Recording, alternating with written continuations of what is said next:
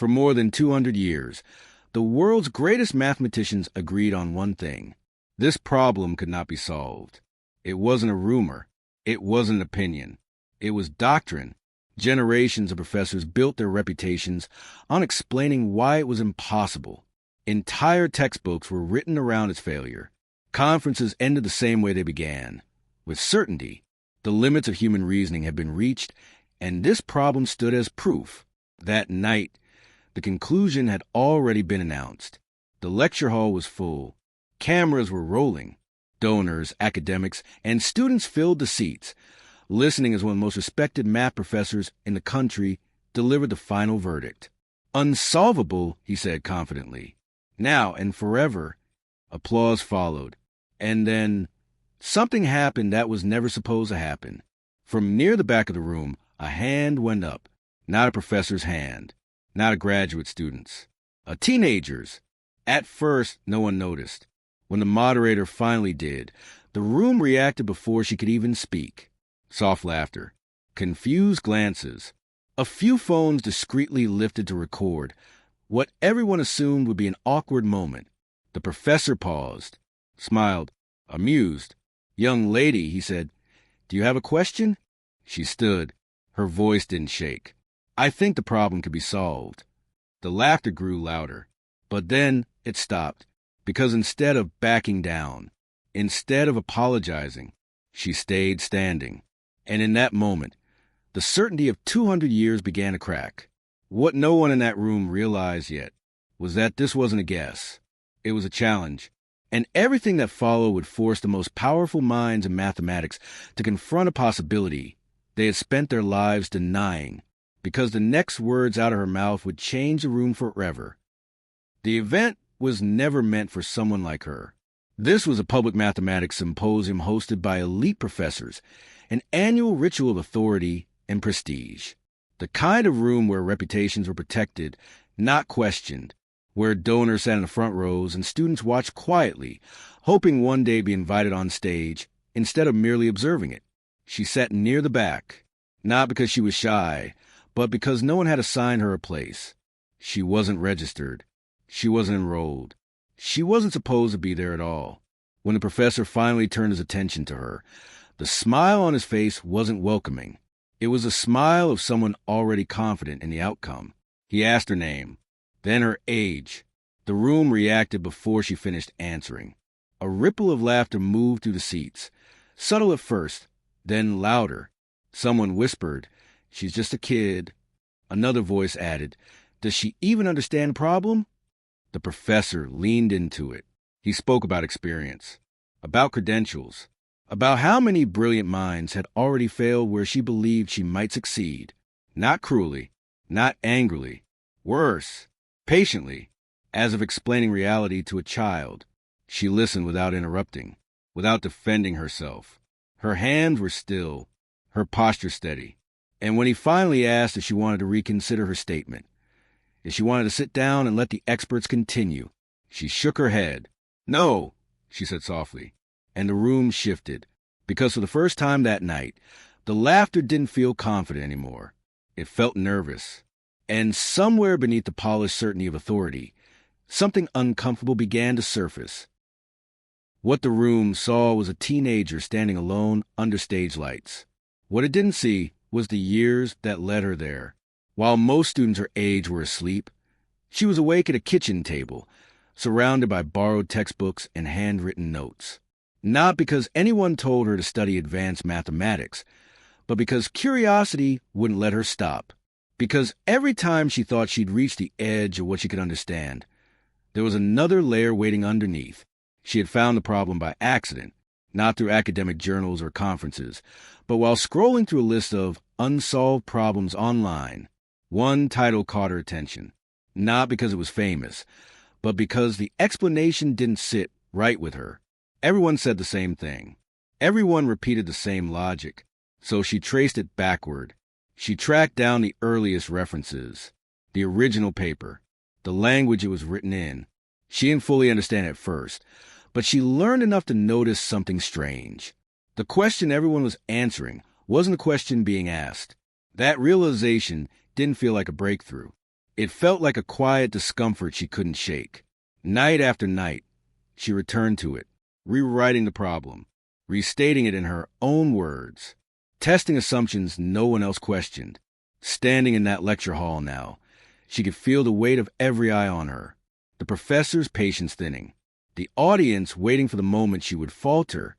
She knew what came next, because knowing something in private is one thing. Saying it out loud, in a room full of people who don't believe you belong there, is something else entirely. The professor folded his arms. "All right," he said, "explain." And suddenly, silence became heavier than the laughter ever was. The professor didn't offer her a seat. He didn't offer her notes.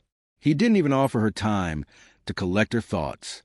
10 minutes, he said, glancing at his watch. "Go ahead." It sounded generous. It wasn't. 10 minutes was an invitation. It was a deadline designed to fail. A countdown that favored confidence over clarity, reputation over reasoning. Everyone in the room understood the unspoken rule. This was where curiosity ended and consequences began. She felt it immediately. This wasn't a discussion. It was a test. And the outcome had already been decided. If she stumbled, it would confirm what they already believed. If she hesitated, the moment would be taken from her. And if she succeeded, well, that wasn't part of the plan. The clock started. A quiet digital beep echoed through the hall. 10 minutes. She stood there, marker in hand, aware of the cameras, the whispers, the weight of a room waiting for her to prove she didn't belong. For a split second, she considered sitting down. Then she looked at the board, at the problem she had lived with for months, at the mistake she had seen when no one else did. She took a breath, and instead of answering the question they expected, she rewrote it. The professor frowned, because in that moment, the trap began to close, and everyone in the room felt it.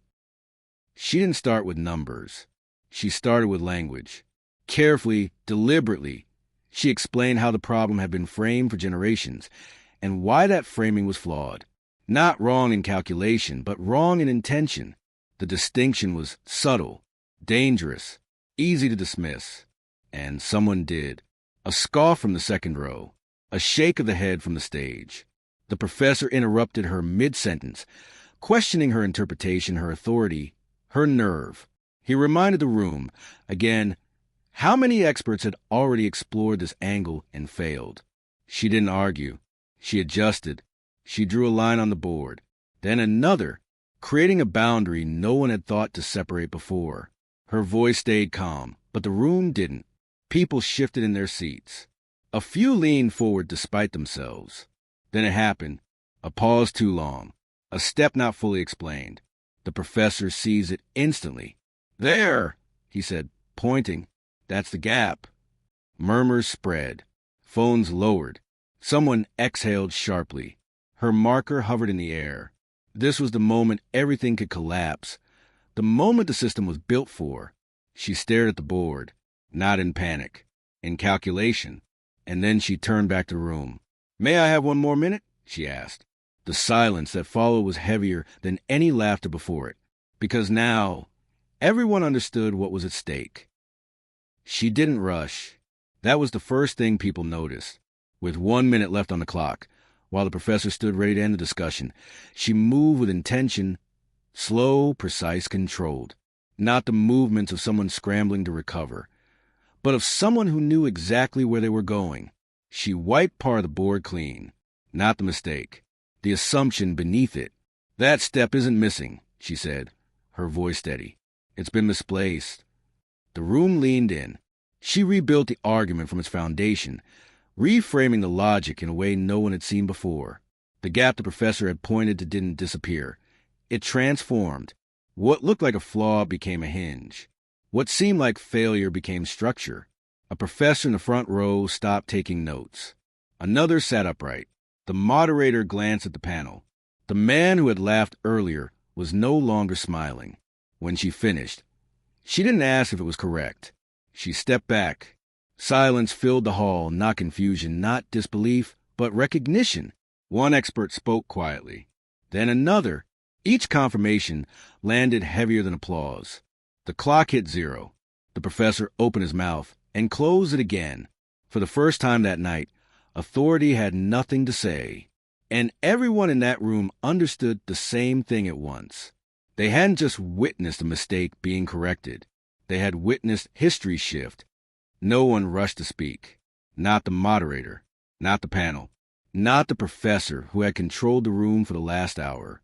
The teenager stepped away from the board, her hands finally trembling now that the moment had passed. She didn't smile. She didn't celebrate. She simply waited, unsure of what came next, because nothing like this had ever happened here before. Eventually, a senior mathematician cleared his throat. He didn't praise her brilliance. He didn't call it genius. He called it correct. That single word landed harder than applause. The acknowledgement was careful, measured, but unavoidable. The logic held. The reasoning stood. And for the first time in 2 centuries, the problem was no longer unsolvable. What followed didn't happen all at once. Invitations came quietly. Reviews. Conversations behind closed doors. Doors that had never been opened to someone like her before. But the real change happened elsewhere. In classrooms where students rewatched the footage. In homes where young people saw themselves on that stage. In questions that started with what if instead of who's allowed. The problem wasn't just mathematical. It was human. And one teenager proved that the limits everyone agreed on were never really limits at all. If you've ever been told to sit down, to stay quiet, to wait your turn, remember this moment. Sometimes a breakthrough isn't being invited to the table. It's standing up before anyone says you can. The lecture hall emptied that night like any other. Chairs folded. Lights dimmed. The board was wiped clean, as if nothing extraordinary had happened there. But what took place in that room didn't end when the doors closed. The clip spread quietly at first, then everywhere. Not because it was flashy, not because it was dramatic, but because it was uncomfortable. A teenager standing in a space that had already decided the answer, certainty unraveling in real time, authority forced to listen. Students replayed it in classrooms where questions usually went unanswered. Teachers paused the video, not on the math, but on the moment you refused to sit down. The equations would be debated, improved, expanded. That's how mathematics works. But what people remembered wasn't the proof. It was a raised hand in a room that believed it had seen everything, because progress doesn't always come from those in charge. Sometimes it comes from the ones who were never supposed to speak.